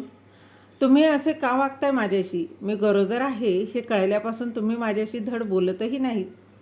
बाळाचं नाव काय ठेवायचं हेही तुम्ही एकदा विचारलं नाही. माझा काय गुन्हा आहे ते तरी सांगा. तिच्या डोळ्यातून पाणी वाहू लागलं. आदित्यने लॅपटॉप जोरात बंद केला. त्याचे डोळे रागाने लालबुंद झाले होते. तो तिच्या अंगावर धावून गेला आणि म्हणाला, गुन्हा? तुझा गुन्हा काय आहे हे तुला चांगल्यापैकीच माहीत आहे. जास्त सती सावित्री होण्याचं नाटक करू नकोस. जे काही चालू आहे ते निमूटपणे सहन कर. या घरात तुला राणीसारखं राहायला मिळतंय ना, तेवढ्यावर गप्प राहा. मला तुझ्या या नाटकाची आणि तुझ्या त्या वाढणाऱ्या गर्भाची कसलीही पडलेली नाहीये, समजलं? अपूर्वा घाबरून 2 पावलं मागे सरकली. आदित्यने ते जहाल शब्द तिच्या काळजाला घरे पाडून गेले. तुझ्या त्या वाढणाऱ्या गर्भाची हे शब्द ऐकून ती आतून पूर्णपणे तुटली. ती रोज रात्री उशीत तोंड खुपसून हमसून रडायची. माझ्या नवऱ्याला माझं बाळ नको आहे का? त्याच्या मनात असं काय चाललंय जे मला सांगतच नाहीयेत? हा प्रश्न तिला रात्रंदिवस सतावत होता. रुक्मिणीबाईंना वाटायचं की बिझनेसच्या टेन्शनमुळे आदित्य चिडचिड करतोय. त्या अपूर्वाची खूप काळजी घ्यायच्या, तिला खाऊ पिऊ घालायच्या. पण ज्या घरात नवऱ्याचंच प्रेम नाही आहे तिथे सासूच्या लाडांनी अपूर्वाचं मन कसं भरणार होतं? आदित्यने अपूर्वाला एकदाही हॉस्पिटलमध्ये चेकअपसाठी नेलं नाही. ती एकटीच किंवा सासूबाईंसोबत रिक्षा करून डॉक्टरांकडे जायची. घरात बाळाच्या स्वागताची तयारी सुरू होती. लहान मुलांचे कपडे, खेळणी येत होती आणि दुसरीकडे बेडरूममध्ये मात्र एका भयंकर संशयाच्या आगीत आदित्य आणि अपूर्वाचं नातं जुळून खाक झालं होतं. संशयाचं हे विष इतकं भयंकर असतं की ते चांगल्या माणसांची माणुसकी संपवून टाकतं. आदित्यला आता अपूर्वाच्या प्रत्येक कृतीत संशय येऊ लागला होता. ती फोनवर कोणाशी बोलत असेल तर तू नक्की तुझ्या त्या याराशीच बोलत असशील असे घाणेरडे विचार त्याच्या मनात यायचे. तो तिला सतत टोचून बोलायचा, तिचा अपमानही करायचा. अपूर्वाची अवस्था एखाद्या पिंजऱ्यात अडकलेल्या निष्पाप पाखरासारखी झाली होती. तिला ना उडता येत होतं ना त्या पिंजऱ्यातून सुखाने जगताही येत नव्हतं. काळाचं चक्र थांबत नव्हतं आणि पुण्यातल्या मुठा नदीत जसं पाणी वाहतं तसाच तो काळही वेगाने पुढे सरकत होता. लग्नानंतरची 7-8 वर्ष कशी भुरकन निघून गेली ते आदित्यलाही समजलं नाही. पण ही वर्ष म्हणजे त्याच्या अपूर्वाच्या आयुष्यातला एक न संपणारा अंधार होता. या काळात अपूर्वाने 3 मुलांना जन्म दिला होता. सगळ्यात मोठी मुलगी श्रावणी, त्यानंतर ईश्वरी आणि सगळ्यात धाकटा मुलगा म्हणजे वेदांत. रुक्मिणीबाईंच्या घराला जणू गोकुळाचं स्वरूप आलं होतं. घरात लहान मुलांचा किलबिलाट, त्यांचे बोबडे बोल, त्यांची भांडणं आणि रुक्मिणीबाईंचे लाट, सगळं काही एखाद्या सुखी कुटुंबासारखं दिसत होतं. पण हे फक्त बाहेरून दिसणारच चित्र होतं. घराचा उंबरठा ओलांडून आत गेल्यावर एक वेगळीच गुदमरून टाकणारी हवा जाणवायची. तो भव्य बंगला आतून एखाद्या बर्फाच्या पेटीसारखा गारठलेला होता. कारण त्या घराचा कर्ता पुरुष आदित्य स्वतःच्याच घरात एका परक्या माणसासारखा वावरत होता. आदित्यचा बिझनेस आता खूप मोठा झाला होता. पैशांची अक्षरशः रास लागली. बाहेरच्या जगात तो एक यशस्वी आणि रुबाबदार उद्योजक होता. लोक त्याच्याकडे आदराने बघायचे, त्याच्या बिझनेसचं सेन्सचं कौतुक करायचे. पण जेव्हा तो संध्याकाळी आपली मर्सिडीज गाडी घेऊन घराच्या गेटसमोर मध्ये शिरायचा, तेव्हा त्याचा चेहरा एखाद्या गुन्हेगारासारखा काळवंडलेला असायचा. बाबा आले, बाबा आले असं ओरडत जेव्हा 5 वर्षाची ईश्वरी आणि 8 वर्षाची श्रावणी धावत गेटवर यायच्या, तेव्हा आदित्यच्या कपाळावर आठ्या पडायच्या. बाजूला व्हा, गाडी खाली याल, जा घरात जाऊन बसा, मला त्रास देऊ नका असं अत्यंत कोरडेपणाने ओरडून तो त्यांना हाकलून द्यायचा. बिचाऱ्या मुली घाबरून मागे सरकायच्या. त्यांचे निरागस चेहरे उतरून जायचे. त्यांना कळायचंच नाही की बाबा आपल्यावर इतर बाबांसारखं प्रेम का करत नाहीत, आपल्याला कडेवर का घेत नाहीत. आदित्य गाडीतून उतरून थेट आपल्या स्टडी रूममध्ये निघून जायचा. दरवाजा आतून लावून घ्यायचा आणि रात्री जेवणाच्या वेळेपर्यंत बाहेर यायचा नाही. अपूर्वा बिचारी स्वयंपाकघरात डोळ्यात पाणी आणून काम करत असायची. अपूर्वा, अगं काय हे, पोरींना असं का ओरडला तो, आल्या आल्या कसलं ऑफिसचं टेन्शन असतं एवढं, रुक्मिणीबाई विचारायच्या. अपूर्वा पदराने डोळे पुसत म्हणायची, नाही नाही आई, काही नाही आई, ऑफिसमध्ये काम जास्त असेल, तुम्ही मुलांना जेवायला वाढा, मी त्यांच्यासाठी ताट तयार करते. रात्रीच्या जेवणाच्या टेबलावरची शांतता तर एखाद्या स्मशानासारखी असायची. आदित्य कोणाशीच एक चकार शब्दही बोलत नसायचा. तो नुसता ताटातल्या अन्नाशी खेळत असायचा आणि चोरट्या नजरेने त्या 3 मुलांकडे पाहायचा. ही माझी मुलं नाहीतच, ही कुण्या भलत्याचेच बापाची पोरं आहेत, कोणत्या तरी बापाची पापं आहेत जी मला पोसावी लागतायत. ही अपूर्वा एवढी साधी भोळी दिसते, पण हिच्यासारखीच नीच बाई जगात नसेल. माझ्या आचारपणाचा, माझ्या नपुसकत्वाचा फायदा घेऊन हिने बाहेर कोणाशी तरी संबंध ठेवले आणि ही 3ही मुलं माझ्या गळ्यात मारली. आणि मी एका नामर्दासारखा हे सगळं निमूटपणे सहन करतोय, फक्त समाजाच्या भीतीने आणि आईच्या खोट्या सुखासाठी. असे विषारी विचार त्याच्या मेंदूतून काही केल्या जात नव्हते. रात्रंदिवस थैथयाट करायचे. तो आतून अक्षरशः जळून खाक झाला होता. त्याला अपूर्वाचा इतका राग यायचा की वाटायचं आत्ताच्या आत्ता तिची मानगुटी पकडून तिला घराबाहेर हाकलून द्यावं. पण तो आपला स्वतःचा खोटा रिपोर्ट आणि आपला तथाकथित दोष जगासमोर आणायला घाबरत होता. मी बाप बनू शकत नाही हे सत्य जगासमोर आलं तर लोक माझ्यावर हसतील, माझी इज्जत जाईल, हा खोटा अहंकार त्याला गप्प बसायला भाग पाडत होता. एके दिवशी रविवारची सुट्टी होती. आदित्य हॉलमध्ये सोफ्यावर बसून लॅपटॉपवर काम करत होता. छोटा वेदांत, तो आता जेमतेम 3 वर्षाचा होता. तो रांगत रांगत आदित्यच्या पायाजवळ आला. त्याने आपल्या बोबड्या बोलात आदित्यच्या पॅन्टला ओढत म्हणालं, बाबा बाबा, मला घोडा खेळायचे, बाबा उचल ना. वेदांतने आपले चिमुकले हात आदित्यच्या दिशेने पसरले आणि कोणत्याही बापाचं काळीज या दृश्याने विरघळून जाईल. पण आदित्यच्या डोळ्यात संतापाची आग पेटली आणि हा कोणाचा तरी घाणेरडा अंश मला बाबा म्हणतोय या विचाराने तो इतका चवताळला की त्याने वेदांतला अगदी झेडकारून दिलं. तो, दूर हो माझ्यापासून अपूर्वा, कुठे मेलीस, घेऊन जा या पोराला इथून, मला डिस्टर्ब करू नकोस म्हणावं. आदित्यच्या त्या जोराच्या झटकण्याने वेदांत खाली पडला आणि जोरजोरात रडायला लागला. अपूर्वा किचनमधून धावतच बाहेर आली. तिने पटकन वेदांतला छातीशी कवटाळलं. अहो काय करताय तुम्ही, लहान लेकरू आहे ते, त्याला काय कळतंय, तुम्ही त्याच्यावर का राग काढताय. अपूर्वा हुंदके देत ओरडली. आणि मग त्याला समजावून सांग की माझ्या वाटेला जायचं नाही आणि तू पण माझ्या डोळ्यासमोर येऊ नका. तुम्ही कोणीही, माझा श्वास कोंडतोय या घरात. आदित्य दात खात म्हणाला आणि लॅपटॉप घेऊन धडधड पावले टाकत बेडरूममध्ये निघून गेला. अपूर्वा तिथेच खाली बसून रडू लागली. श्रावणी आणि ईश्वरी घाबरून एका कोपऱ्यात उभ्या होत्या. श्रावणीने जवळ येऊन अपूर्वाच्या डोळ्यातले अश्रू पुसले. आई तू रडू नकोस ना, बाबा खूप वाईट आहेत ग, ते आपल्यावर प्रेमच करत नाही. माझ्या मैत्रिणींचे बाबा बघ, त्यांना बागेत नेतात, चॉकलेट्स आणतात, आपले बाबा आपल्याला जवळ का घेत नाहीत ग आई.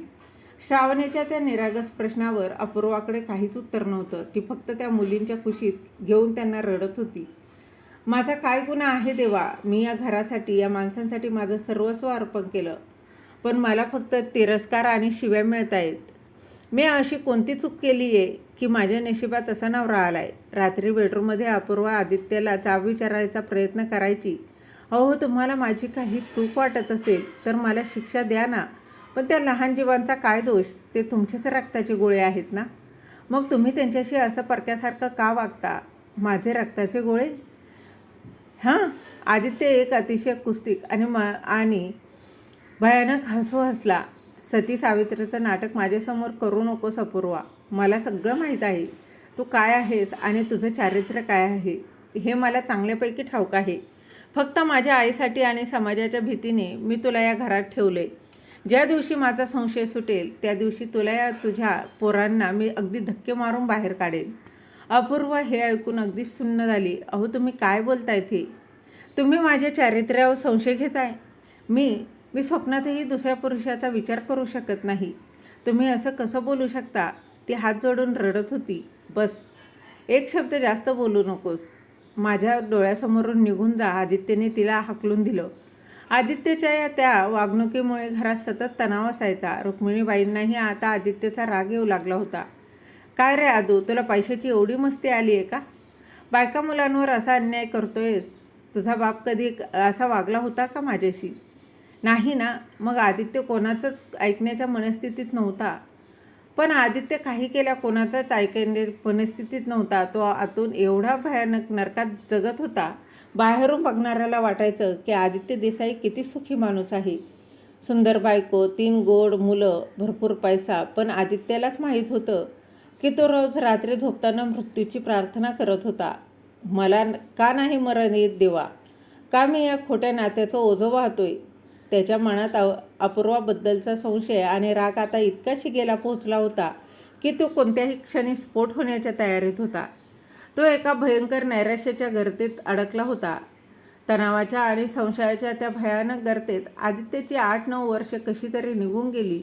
घरात 3 मुलं, वाढणारा बिझनेस आणि बँक बॅलन्स, हे सगळं असूनही आदित्य आतून पूर्णपणे पोकळ झाला होता. अपूर्वा आणि मुलांवरचा त्याचा राग आता त्याच्या नसानसात भिनला होता. रोज सकाळी उठून एका चारित्र्यहीन स्त्रीला आपली पत्नी म्हणायचं आणि दुसऱ्या कुणाच्या तरी मुलांना आपलं नाव द्यायचं, या कल्पनेने त्याला स्वतःची शेजारी यायची. एके दिवशी संध्याकाळी आदित्य ऑफिसमध्ये बसला होता. पुण्यात बाहेर जोरात पाऊस कोसळत होता. खिडकीच्या काचांवरून ओघळणारे पाण्याचे थेंब आणि आत केबिनमधली तीच शांतता. आदित्य शून्यात नजर लावून बसला होता. अचानक त्याच्या टेबलावरचा मोबाईल वाजला. स्क्रीनवर एक अनोळखी नंबर चमकला होता. आदित्यने कंटाळून फोन उचलला. Hello, Aditya Desai speaking. Hello Aditya, ओळखलं का मला?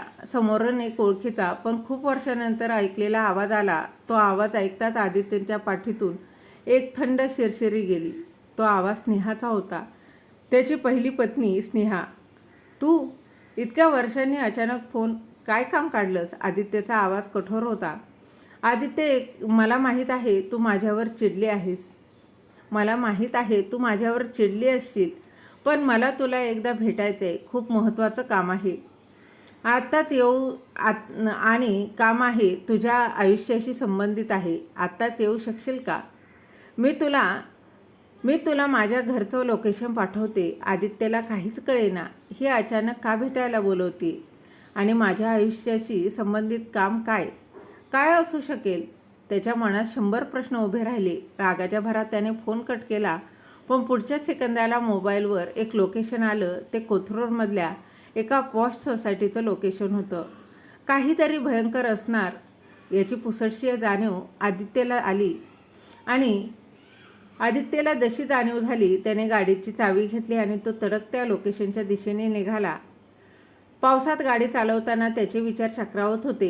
ही बाई काय नवं नाटक घेऊन आली आहे आता? मला पैसे मागायला तर नाही ना बोलवते? लोकेशनवर पोचवल्यावर आदित्यने गाडी पार्क केली आणि तो लिफ्टने 4थ्या मजल्यावर गेला. बेल वाजवतच दरवाजा उघडला. समोर स्नेहा उभी होती. ती आता पूर्वीपेक्षा खूप मॉडर्न आणि रुबाबदार दिसत होती. अंगावर महागडे कपडे, गळ्यात मंगळसूत्र. ये आदित्य आते, तिने हसून स्वागत केलं. आदित्य साशंक नजरेने आत गेला. फ्लॅट खूप मोठा आणि आलिशान होता. तो हॉलमध्ये जाऊन सोफ्यावर बसला. बोल स्नेहा, काय काम आहे आणि हे कोणाचं घर आहे? हे घर हे माझं घर आहे आदित्य, आणि माझ्या नवऱ्याचं. स्नेहाने अगदी शांतपणे उत्तर दिलं. नवऱ्याचं? म्हणजे तू दुसरं लग्न केलंस? बरं झालं. पण मला इथे का बोलावलंयस? त्याचं उत्तर तुला माझा नवराच देईल. स्नेहाने बेडरूमच्या दिशेने बघून हाक मारली. अहो, बाहेर या. बेडरूमचा दरवाजा उघडला आणि जो माणूस बाहेर आला त्याला बघून आदित्यच्या पायाखालची जमीनच सरकली. त्याचे डोळे विस्फारले गेले. तो माणूस दुसरा तिसरा कोणी नसून डॉक्टर समीर होता. तोच डॉक्टर समीर ज्याने आदित्यला तू कधीच बाप बनू शकणार नाही असा रिपोर्ट दिला होता. डॉक्टर समीर, तुम्ही इथे काय करताय? आणि स्नेहा, हा तुझा नवरा आहे? आदित्य गोंधळून धक्क्याने उभा राहिला. डॉक्टर समीरने चेहऱ्यावर एक अत्यंत निर्लज्ज आणि विजयी हास्य आणलं. हॅलो आदित्य, बसा. होय, मी स्नेहाचा नवरा आहे आणि हेच सत्य सांगायला आम्ही तुला इथे आज बोलवलं आहे. आदित्यला काहीच समजेना. म्हणजे काय? तुम्ही दोघांनी लग्न केलं? पण डॉक्टर, तुम्ही तर स्नेहाच्या ओळखीचे होतात ना? आणि माझा तो रिपोर्ट? स्नेहा अचानक मोठ्याने हसली. तिचं ते हसू एखाद्या चुडेलसारखं भयानक वाटलं आदित्यला. ओळखीचे नाही रे आदित्य. समीर आणि माझं कॉलेजपासून प्रेम होतं. आम्हाला लग्न करायचं होतं, पण माझ्या घरच्यांनी तुझ्या पैशाच्या आणि स्टेटसला भुलून माझं लग्न तुझ्याशी लावून दिलं. मी पहिल्या दिवसापासूनच तुझ्याशी लग्न मोडायचा विचार करत होती, पण मला तुझ्याकडून चांगलीच पोटगी आणि फ्लॅट हवा होता. म्हणून मी एक प्लॅन रचला. स्नेहाच्या प्रत्येक शब्दागणित आदित्यच्या काळजावर जणू घाव बसत होते. तो अवाक होऊन ऐकत होता. तू बघितलंस आदित्य, लग्नानंतर 2.5 वर्ष आपल्याला मूल झालं नाही का? कारण मी गुपचूप गर्भनिरोधक गोळ्या घेत होते. मला तुझ्यासारख्या माणसाकडून मूल जन्माला घालायचंच नव्हतं. मग मी तुझ्या आईच्या टोमण्यांचा फायदा घेतला, रडण्याचं नाटक केलं आणि तुला समीरच्या क्लिनिकमध्ये घेऊन आले. स्नेहा अत्यंत क्रूरपणे सांगत होती. डॉक्टर समीरने पुढचा धागा पकडला आणि तिथे आदित्य, मी जो रिपोर्ट तुला दिला ना, तो पूर्णपणे खोटा होता. तुझ्या त्या लोणावळ्याच्या अपघाताने तुझ्या नसांना काहीही झालं नव्हतं. You are absolutely normal. तू 100% बाप बनू शकतोस. तो रिपोर्ट फक्त तुला घाबरवण्यासाठी आणि तुला स्वतःच्या नजरेत पाडण्यासाठी आम्ही बनवला होता, जेणेकरून तू स्वतःहून स्वतःच्या कमकुवतपणाच्या ओझ्याखाली स्नेहाला घटस्फोट देशील. आणि झालंही तसंच. काय बकवास करताय तुम्ही दोघं? खोटा रिपोर्ट म्हणजे मी बाप बनू शकतो? मी नामर्थ नाही आहे. आदित्यच्या घशातून शब्द फुटत नव्हते. त्याचे डोळे लालबुंद झाले होते. होय आदित्य, तू पूर्णपणे निरोगी आहेस, स्नेहा निर्लज्जपणे पुढे म्हणाली. आणि ऐक, मीच माझ्या मावशीची मुलगी अपूर्वा हिला तुझ्या गळ्यात बांधलं. मला बघायचं होतं की स्वतःला नपुसक समजणारा तू जेव्हा अपूर्वा गरोदर राहील तेव्हा काय करशील. मला तुझी तडफड बघायची होती. तुझा तो खोटा माज, तुझी ती इज्जत मातीत मिसळायला बघायची होती मला. आदित्यच्या डोक्यात जणू बॉम्ब फुटला. म्हणजे अपूर्वा, माझी अपूर्वा, ती निर्दोष आहे. तिच्या पोटातून जन्मलेली ती 3ही मुलं, श्रावणी, ईश्वरी, वेदांत, ती माझीच मुलं आहेत, माझ्या स्वतःच्या रक्ताची. या विचाराने आदित्यच्या अंगावर अक्षरशः शहारे आले. 8-9 वर्ष ज्या स्त्रीचा त्याने चारित्र्यहीन म्हणून रोज मानसिक छळ केला, ज्या मुलांचा त्याने दुसऱ्याचं पाप म्हणून तिरस्कार केला, ती सर्व त्याचीच मुलं होती. आणि तो या 2 सैतानांच्या एका खोट्या रिपोर्टवर विश्वास ठेवून स्वतःचंच घर जाळत होता. त्याच्या मनात संतापाचा एक असा ज्वालामुखी फुटला जो आजवर कधीच फुटला नव्हता. तो एवढ्या चवताळलेल्या वाघासारखा डॉक्टर समीर यांच्या अंगावर धावून गेला आणि त्याने समीरची कॉलर धरून त्याला भिंतीवर आपटलं. हरामखोरांनो, काय केलं तुम्ही माझ्यासोबत? माझ्या पूर्ण आयुष्याची राखरांगोळी केली तुम्ही. एका निष्पाप मुलीचं आयुष्य मी नरक बनवलं तुमच्या एका खोट्या कागदामुळे. माझ्या स्वतःच्या पोरांना मी जवळ केलं नाही. तुम्हाला मी जिवंत सोडणार नाही. आदित्यचा आवाज संपूर्ण फ्लॅटमध्ये घुमत होता. त्याचे डोळे रडत होते आणि हात समीरचा गळा दाबत होते. स्नेहा घाबरून ओरडली, आदित्य, सोड त्याला, सोड म्हणते ना. ऐक माझं, मला तुला काहीतरी सांगायचं प्लीज. आदित्यने समीरला जोरात जमिनीवर आपटून दिलं आणि धापा टाकत तो स्नेहाकडे वळाला. काय सांगायचं आहे आता? काय राहिलं आहेस ऐकण्यासारखं? सांग लवकर. स्नेहा जमिनीवर बसली आणि अचानक हसून हसून रडायला लागली. तिचं ते रुबाबदार रूप एका क्षणात कुठलं कुठलं निघून गेलं. आदित्य, आम्हाला माफ कर. आम्ही तुझ्यासोबत खूप नीचपणा केला, पण नियतीने आम्हाला आमची शिक्षा दिली आहे. खूप भयानक शिक्षा झाली आहे. स्नेहा हुंदके देत बोलत होती. समीर जमिनीवर मान खाली घालून बसला होता. कोणती शिक्षा? काय झाले? आदित्यने दात ओठ खात विचारलं. आम्ही निरोगी आहोत आदित्य, पण पण लग्नाला 8 वर्ष झाली तरी मला मूल होत नाहीये. समीरने जगातील सर्व ट्रीटमेंट करून पाहिल्या. IVF देखील केलं, सगळं काही केलं, पण माझा गर्भ टिकतच नाहीये. देवाने माझी कुस कायमची उद्ध्वस्त केली आहे आदित्य. हे आमच्या कर्माचं फळ आहे. आम्ही एका निष्पाप माणसाचा पुरुषार्थ खोटा ठरवला. देवाने आमचाच वंश संपवला. आदित्य, प्लीज आम्हाला माफ कर. तू माफ केल्याशिवाय आम्हाला मुक्ती मिळणार नाही. प्लीज. स्नेहाने चक्क आदित्यचे पाय धरले. आदित्य त्या दोघांकडे शून्यात नजर लावून पाहत राहिला. एकीकडे त्याच्या संतापाची आग होती, तर दुसरीकडे नियतीने या दोघांवर उगवलेला तो भयंकर सूड होता. कर्माचा सिद्धांत किती अचूक आणि निर्दयी असतो ना, याचा साक्षात पुरावा त्याच्या डोळ्यासमोर जमिनीवर रडत पडला होता. आदित्यला समजतच नव्हतं की तो हसू की रडू. ज्या स्त्रीने आणि ज्या डॉक्टरांनी त्याला आयुष्यभर एका खोट्या नपुसकत्वाच्या अंधारात ठेवून त्याच्या संसाराची राखरांगोळी केली, ते दोघं आज स्वतः वांझोटे होऊन त्यांच्या पायावर लोळत होते. आदित्यने एक दीर्घ श्वास घेतला. त्याच्या डोळ्यातले अश्रू आता संतापाचे नव्हते, तर एका भयंकर पश्चातापाचे होते. पश्चाताप जो त्याला आता अपूर्वा आणि त्याच्या मुलांसमोर जाऊन करायचा होता. स्नेहाचे आदित्यचे पाय घट्ट धरून ठेवले.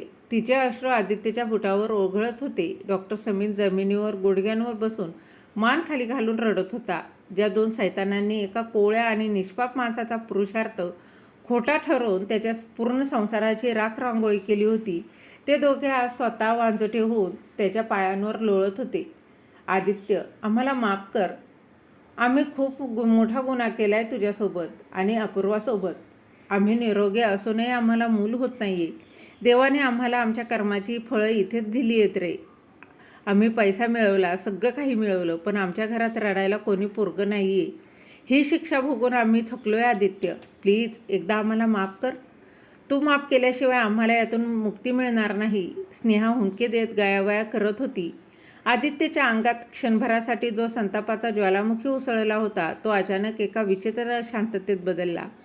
त्याने स्नेहाला जोरात झिडकारलं नाही, तर की समीरच्या श्रीमुखात भडकावली नाही. तो काही सेकंद त्या दोघांकडे शून्यात नजर लावून पाहत राहिला. त्याच्या डोळ्यात आता राग नव्हता, तर एक प्रकारची करुणा आणि कीव होती. त्यांच्या भयंकर कर्माबद्दलची कीव. स्नेहा, आदित्यचा आवाज आता एकदम शांत आणि खोल विहिरीतून आल्यासारखा झाला. तुम्ही जे माझ्यासोबत केलं ते कोणत्याही माणसाने आपल्या शत्रूसोबतही करू नये. तुम्ही माझ्या पुरुषार्थातच मारून टाकला होता. मी 8-9 वर्ष एका भयानक नरकात जगलो. रोज रात्री स्वतःला शिव्या घालायच्या, स्वतःला नामर्द समजून कुढत होतो, आणि त्यातूनही भयानक पाप म्हणजे मी एका निष्पाप मुलीचं, अपूर्वाचं आयुष्य उद्ध्वस्त केलं. जिने मला देव मानलं, तिच्या चारित्र्यावर मी संशय घेतला. माझ्या स्वतःच्या पोरांना मी दुसऱ्याचं पाप म्हणून लाथाडलं. आदित्यच्या डोळ्यातून खळखळा अश्रू वाहू लागले. त्याचा गळा दाटून आला. मी तुम्हाला माफ करावं? नाही स्नेहा, तो अधिकार मला नाही. तुम्हाला तुमच्या कर्माने आधीच शिक्षा दिली आहे. देवाची काठी आवाज करत नाही, पण ती जेव्हा पडते तेव्हा असाच वंश संपवून टाकते. तुम्ही मला फसवून जो फ्लॅट आणि पोटगी घेतली, त्या पैशावर आता मजा करा, पण लक्षात ठेवा, त्या पैशाचा आनंद लुटायला तुमच्या घरात कुणीच वारसदार नसेल. हाच तुमच्या कर्माचा न्याय आहे. आदित्यने एक शेवटचा तिरस्काराचा कटाक्ष त्यांच्यावर टाकला आणि तो ताडकन वळून दरवाजाच्या बाहेर पडला. त्याने मागे वळूनही पाहिलं नाही. तो धापा टाकत पार्किंगमध्ये आला. त्याने गाडी चालू केली आणि भरधाव वेगाने घराच्या दिशेने निघाला. बाहेर पाऊस अजूनही कोसळत होता, पण आदित्यच्या मनातला संशयाचा आणि रागाचा तो भयंकर पाऊस आज कायमचा थांबला होता. त्याच्या छातीवरचं 8 वर्षाचं ते अवाढव्य ओझं एका क्षणात आता वितळून गेलं होतं. मी बाप बनू शकतो. मी नामर्द नाहीये. श्रावणी, ईश्वरी, वेदांत, ती माझीच पोरं आहेत. माझ्या स्वतःच्या रक्ताची, माझ्याच अंशाची. या एका विचाराने आदित्यच्या नसानसात एक नवी ऊर्जा, एक नवा जन्म दिल्याची भावना अगदी सळसळू लागली. स्टेअरिंगवर हात आपटून तो वेड्यासारखा हसत होता आणि दुसऱ्या क्षणी ओक्सामोक्षे रडतही होता. अपूर्वा, माझी सती सावित्री अपूर्वा, किती निर्दोष होती ती. आणि मी एका जनावरासारखं वागलो तिच्याशी. तिने मला 3 छान मुलं दिली आणि मी तिला फक्त काटेच दिली. ती 3 फुलं देत होती. आज मी तिचे पाय धरून माफी मागेल. गाडी घराच्या गेटवर शिरली. आदित्य धावतच आत गेला. घरात शांतता होती. रुक्मिणीबाई देवघरात बसल्या होत्या. आदित्यने इकडे तिकडे पाहिलं आणि तो थेट बेडरूमच्या दिशेने धावला. बेडरूमचा दरवाजा अर्धा उघडा होता. आतलं दृश्य पाहून आदित्यच्या काळजाचं पाणी झालं. अपूर्वा जमिनीवर बसली होती. तिच्या मांडीवर छोटा वेदांत झोपला होता आणि श्रावणी, ईश्वरी तिच्या बाजूला कुशीत शिरून झोपल्या होत्या. अपूर्वाचे डोळे लाल झाले होते. गालावरून ओघळून अश्रू अजूनही थांबले नव्हते. ती एका हाताने पोराच्या पाठीवर हात फिरवत शून्यात बघत होती. अपूर्वा, आदित्याचा आवाज हुंदक्यांनी फाटला. अपूर्वाने दचकून वर पाहिलं. आदित्यला अशा अवस्थेत बघून ती घाबरली. आता हे परत मला आणि पोरांना मारायला आलेत की काय, या भीतीने तिने वेदांतला घट्ट कुशीत धरलं आणि दोन्ही मुलींना स्वतःच्या पाठीमागे लपवण्याचा प्रयत्न केला. पण आदित्य रागाने पुढे आला नाही. तो धावतच पुढे गेला आणि चक्क अपूर्वाच्या पायावर कोसळला. अपूर्वा, मला माफ कर. मी खूप मोठा पापी आहे. मी सैतान आहे अपूर्वा. आदित्य अगदी जोरजोरात रडत अपूर्वाचे पाय घट्ट धरून हंबरडा फोडत होता. अपूर्वा सुन्न झाली. तिला काहीच समजेना. जो नवरा 8 वर्ष तिच्या सावलीचाही तिरस्कार करत होता, तो आज चक्क तिचे पाय धरून रडत होता. अहो, हे काय करताय तुम्ही? उठा. तुम्हाला काय झालंय? कोणी काही बोललं का तुम्हाला? अपूर्वा घाबरून त्याला उठवण्याचा प्रयत्न करू लागली. आदित्य उठला आणि त्याने अपूर्वाला एका झटक्यात आपल्या घट्ट मिठीत घेतलं. 8 वर्षात पहिल्यांदाच एका नवऱ्याने आपल्या बायकोला दिलेली ती पहिली प्रेमाची आणि हक्काची मिठी होती. अपूर्वाच्या अंगावर काटा आला. तिचेही बांध फुटले.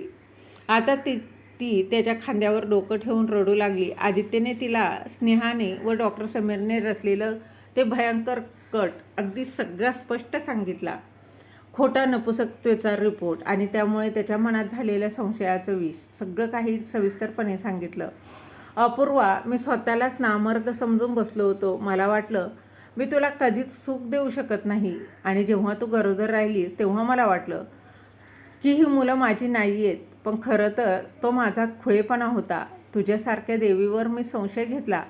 मी तुझ्या मातृत्वाचा अपमान केला. मला शिक्षा दे अपूर्वा. मला तुझ्या पायाशी मारून टाक, पण मला सोडून जाऊ नको. ही मुलं माझीच आहेत, माझा अंश आहेत. आदित्य लहान मुलांसारखा तिच्या पदराने आपले डोळे पुसत होता. अपूर्वाला आता सगळा उलगडा झाला होता. माझ्या नवऱ्याने माझ्यावर संशय घेतला, पण तो त्याचा दोष नव्हता. त्यांना त्या 2 सैतानांनी एका भयंकर मानसिक अंधारात ढकललं होतं. अपूर्वाचं ते मोठं संस्कारी मन आदित्यच्या त्या एका खऱ्याखुऱ्या पश्चातापाने विघळून गेलं होतं. तिने आदित्यचे हातात घेतले आणि म्हणाली, अहो, जे झालं ते विसरून जा. तो एक भयानक स्वप्नाचा काळ होता, जो आता संपलाय. तुम्ही माझे देव आहात. मी तुमच्यावर कधीच रागावू शकत नाही. आणि ही मुलं तुमचीच आहेत, तुमचीच सावली आहेत. आदित्यने खाली बसून वेदांतला, जो आता जागा झाला होता, त्याला अलगद उचलून आपल्या छातीशी घट्ट कवटाळलं. त्याच्या गालाचे कपाळाचे भरभरा मुके घेतले. माझा पट्ट्या, माझा वाघ आहे हा. मला माफ कर रे बाळा. तुझ्या बाबाने तुला कधीच जवळ घेतलं नाही. आदित्य रडत रडत वेदांतला कुरवाळत होता. श्रावणी आणि ईश्वरी हे सगळं बघून घाबरून बाजूला उभ्या होत्या. आदित्यने हात पसरले आणि हाक मारली, ए श्रावणी, ईशू, या इकडे माझ्या लेकींनो. तुमच्या बापाला माफ करा ग. दोन्ही मुली धावत आल्या आणि त्यांनी आदित्याला घट्ट मिठी मारली. बाबा, तुम्ही आता आमच्यावर रागावणार नाही ना? श्रावणीने अगदी निरागसपणे विचारलं. कधीच नाही बेटा. आता तुमचे बाबा तुम्हाला सोडून कुठेच जाणार नाहीत. आपण खूप एन्जॉय करूया, खूप भारी खेळूया. आदित्यने त्यांना आपल्या दोन्ही कुशीत सामावून घेतलं.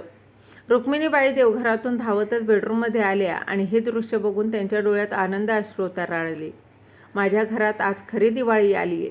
माझ्या पांडुरंगाने माझी हाक ऐकली, त्या पदराने डोळे पुसत म्हणाले. त्या रात्री आदित्यने अपूर्वाच्या मांडीवर डोकं ठेवून अत्यंत शांतपणे झोप काढली. 8 वर्षाच्या त्या भयानक वनवासानंतर आज खऱ्या अर्थाने त्याच्या संसाराला एक सुंदर पालवी फुटली होती. संशयाचं विष कायमचं नष्ट झालं होतं आणि तिथे प्रेमाचा, विश्वासाचा एक गोड झरा वाहू लागला होता.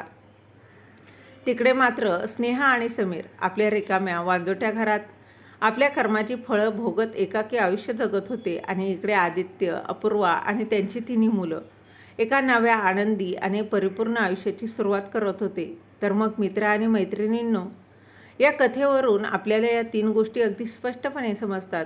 संशय हे असं विष आहे जे चांगल्या चांगल्या नात्यांची क्षणात राखरांगोळी करतं, पण सत्याला कधीच मरण नसतं. हे कितीही खोल गाडलं तरी ते एक दिवस वर येतंच, त्याचा अंधार दूर करतंच. कर्माचा सिद्धांत अतिशय अचूक असतो. तुम्ही आज दुसऱ्याकडून जो खड्डा खणाल, उद्या नियती तुम्हाला त्याच खड्ड्यात ढकलल्याशिवाय शांत बसत नाही. दुसऱ्याचं वाईट करून कधीही कोणीही सुखी राहू शकत नाही. सच्च प्रेम आणि निष्पापणा कधीच हरत नाही. अपूर्वाच्या त्या शांत सहनशीलतेने आणि पावित्र्याने शेवटी आदित्याच्या संशयावर मात केलीच. नात्यांमध्ये विश्वास आणि एकमेकांना समजून घेण्याची तयारी असेल तर मग कोणतंही वादळ पार करता येतं. तर मग मित्र आणि मैत्रिणींनो, तुम्हाला ही कथा कशी वाटली?